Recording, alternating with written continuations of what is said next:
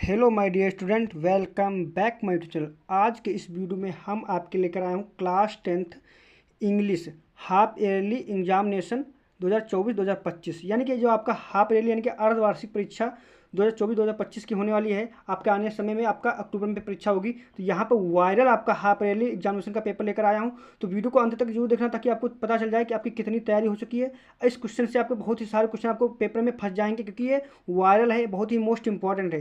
तो चलो वीडियो को शुरू करते हैं। देखिए, आपका 817 एच है, क्या पेपर कोड है। आपको रोल नंबर और नाम आपको भरना ही होगा। आपका हाफ ईयरली एग्जामिनेशन 2024-2025 का है।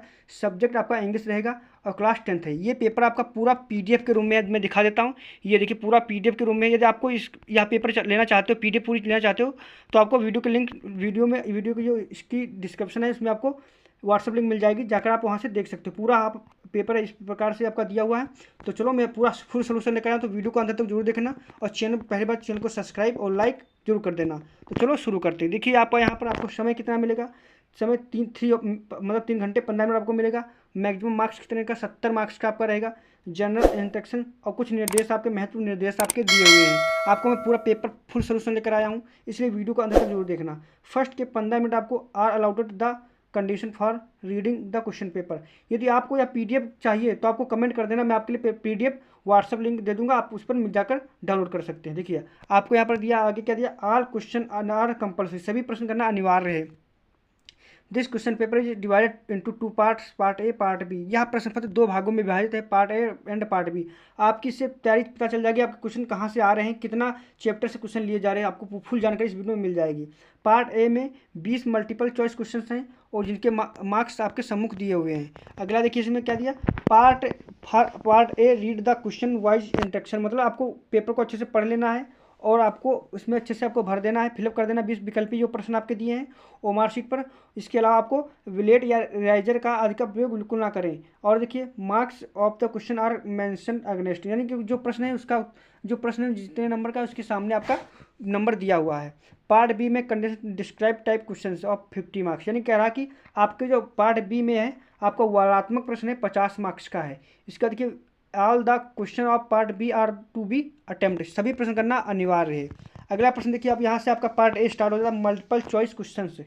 आपका मल्टीपल चॉइस क्वेश्चन कहलाता है, read the following passage carefully and choose the correct option and the given of the below. कह रहा है कि आपका जो न्नीचे पैसेज दिया उसको अच्छे से केयरफुली से पढ़िए और नीचे जो प्रश्न दिए उनका उत्तर दीजिए। आप देखिए, आपको इसको क्या करना, आपको अच्छे से पढ़ना है। When we enter New York harbour the first thing we see is the statue of Liberty. आपको क्या करना, यहाँ से यहाँ तक आपको 1 से 2 बार आपको अच्छे से पढ़ लेना है। जब अच्छे से आपको इसको पढ़ लोगे ना, तभी आपका विकल्प है अच्छे से सॉल्व हो पाएगा। जब 1 से 2 बार पढ़ लोगे, अब इसका उत्तर आपको जो प्रश्न का है इसी में मिल जाएगा। अब देखिए, प्रश्न आपका क्या कह रहा है। प्रश्न आपका कह रहा है कि when we enter New York harbour the fifth thing we see is. अब इसमें आपको आंसर बताना है इसका। तो राइट आंसर क्या होगा, the statue of Arabian, the statue of goddess Venus, या द स्टेचू ऑफ लेबोरेटरी, या the statue of goddess Lakshmi. तो इसका राइट आंसर आपको बताना है। तो कैसे पता करेगा इसका, देखो आंसर ढूंढने के लिए बस आपको क्या करना है, इसमें ढूंढना है, इसको आपको पढ़ना है। देखो, यहाँ से पढ़ते चले जाइए, स्टेचू ऑफ लेबोरेटरी। देखो, यहाँ पर इस पहले का ही उत्तर यहाँ पर मिल गया आपको, स्टेचू ऑफ लेबोरेटरी। तो इसका राइट आंसर आपको पता हो गया, क्या हो गया, इसका right answer option number C वाला हो जाएगा, द स्टेचू ऑफ लेबोरेटरी। तो जब आपको पैराग्राफ अच्छे से पढ़ लोगे ना, तो आसानी से आप विकल्पी प्रश्न कर लोगे। अब देखिए, दूसरा प्रश्न करेगा, the statue of liberty was a gift from the people, यानी कि जो स्टेचू ऑफ लिबर्टी था उस कहाँ के लोगों ने उन्हें गिफ्ट में दिया था, किनको लोगों को। ऑप्शन नंबर इसका A France, B Japan, C Greece, या डी इंग्लैंड। तो इसका आपको राइट आंसर बताना है। तो इसका राइट आंसर आपको क्या करना है, इसका राइट आंसर इसमें आपको मिल जाएगा। यहाँ पर देखिए, आपका क्या दिया है, ग्रीक। यहाँ पर क्या दिया, आपका ग्रीक दिया है। तो इसमें क्या ऑप्शन में कोई ग्रीक है या नहीं, आपको उसमें ढूंढना है क्या ग्रीक है या नहीं। तो है, ग्रीक है। देखो, ऑप्शन नंबर सी वाला इसका राइट हो जाएगा। अगला प्रश्न क्या, आपको तीसरे की बढ़ता हूँ, आपको पता चल रहा हो कहाँ से क्वेश्चन आ रहा है। देखो, the statue of Liberty personalise, तो स्टेचू ऑफ लिबर्टी किसके लिए महत्वपूर्ण है, the majestic Greek goddess of the past, working man and women of the present, the Hindu goddess Saraswati. तो इसका right answer option number D वाला होगा, बाथ एंड बी, यानी कि ए और तथा बी करेक्ट हो जाएंगे। अगला प्रश्न का फुल सोल्यूशन लेकर आए, तो वीडियो को अंत तक जरूर देखना। Choose the correct option in to answer the following question. कह रहा है कि सही 4 से 8 तक सही प्रश्नों का उत्तर चुनिए, मतलब सही विकल्प का चयन कीजिए। कह रहा है कि I will not go to his party he invite me, यानी कि आपको कंप्लीट द फॉलोइंग सेंटेंस, यानी कि आपको सेंटेंस का फुल कम करना है। तो I will not go to his party, मैं उसकी पार्टी में नहीं जा सकूँगा। ही इन्वाइट्स मी, यदि वह मुझे क्या करे, यदि वह मुझे इन्वाइट भी करेगा या निमंत्रण भी देगा। तो ऑप्शन नंबर क्या होगा, बी वाला करेक्ट होगा। इफ़ यहाँ पे क्या हो जाएगा, या ही के बाद आपका क्या प्रयोग होगा, इफ़। यहाँ पे ही और आपका ही और पार्टी के बीच यहाँ पर आपको क्या प्रयोग करना होगा, इफ़ प्रयोग होगा। क्या प्रयोग करना, इफ़ आपको प्रयोग करना होगा। तो राइट आंसर ऑप्शन में बी हो जाएगा। अगला प्रश्न का 5 होगा, कंप्लीट द फॉलोइंग सेंटेंस। आपको इसको क्या करना, सही कंप्लीट करना। This young man is true, यह मनुष्य सत्य है। इज वर्ड, तो इज वर्ड, तो इसमें क्या ऑफ का प्रयोग होगा, फॉर का, एट का, टू का। तो यह मनुष्य क्या है आपका, सत्य है। फॉर हिज वर्ड, यानी इस शब्द के लिए। फॉर मतलब बी के लिए, ये इस शब्द के लिए, तो फॉर बी का प्रयोग होगा। राइट आंसर क्या हो जाएगा, बी वाला करेक्ट हो जाएगा। अब कह रहा है 6 वाला, कह रहा है range the following words cluster to make meaningful sentence. देखो यदि आपको सेंटेंस बनाना आता होगा, यानी कि पास्ट मतलब आपको टेंस आते होंगे अच्छे से, तो आप इसको आसानी से कर लो। क्यों, इसको आपको सिंपल सही तरीके से लिखना है, या आगे पीछे दिया इसको सही तरीके से लिखना है। तो इसका राइट आंसर आपका क्या हो जाएगा, देखो आपका आएगा इसमें, देखो इट क्या हमारा सब्जेक्ट है, तो इट आ जाएगा, इट। अब हेल्पिंग वर्ब क्या है, हेज, हेल्पिंग वर्ब हेज है, हेज बीन, रेन आपका ऑप्शन नंबर डी वाला होगा। It has been raining since last night, ये वाला करेक्ट आंसर आपका इसमें हो जाएगा।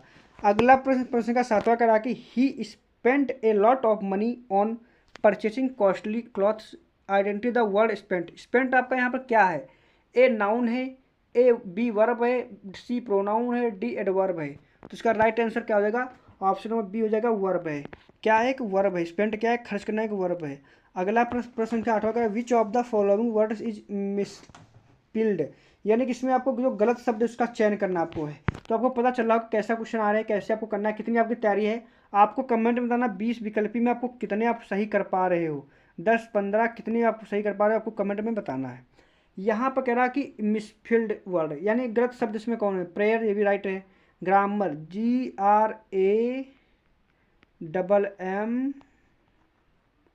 GRAMMAR, ये आपका होता है। तो यहाँ पर ई है, तो यानी कि यही वाला हमारा क्या हो जाएगा, राइट आंसर ऑप्शन में सी वाला करेक्ट हो जाएगा। मिसचीफ ये भी सही है, अटैच ये भी सही है, यानी कि सी वाला करेक्ट आंसर होगा। कौन सा ऑप्शन सही होगा, ग्रामर आपका यहाँ पर गलत है, इसलिए सी राइट आंसर हो जाएगा। प्रश्न संख्या आपको कौन सा चल रहा था, प्रश्न संख्या आपका क्वेश्चन नंबर 9 से 10। Read the following passage carefully and choose the correct option to answer the given that below. कह रहा है इसको आपको अच्छे से पैसेज को पढ़िए, आपको जो नीचे विकल्प दी उसका प्रश्न का उत्तर देना आपको है। तो बहुत अच्छे आसानी से आप दे सकते हो। अब देखिए कैसे आपको प्रश्न क्या कह रहा है, इसको एक बार पढ़ोगे। He wandered for 7 years and finally set you down. इसको अच्छे से 2 बार पढ़ लेना, आपको प्रश्न का उत्तर ऑटोमेटिक मिल जाएगा। देखिए, Siddhartha Gautam wandered is in search of enlightenment, यानी कि प्रकाश की खोज कब की थी, यानी कि उन्होंने जब वो अपने ज्ञान की प्राप्ति कब की थी, कितने वर्ष में प्राप्त की थी, 4 years, 5 years, 7 years या 3 years। तो इसको आप यहाँ से पढ़िए। देखिए ही, देखो यहाँ पर 7 years मिल गया, तो यानी राइट आंसर क्या हो जाएगा, 7 years, ऑप्शन बी वाला राइट हो जाएगा।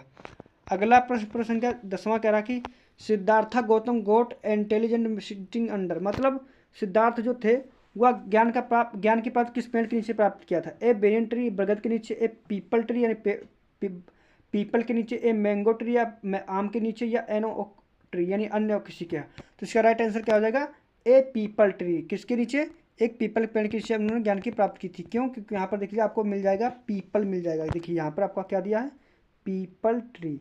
तो यानी कि आपको प्रश्न पत्र बहुत ही सरल है, आपको अच्छा आसानी से कर लोगे।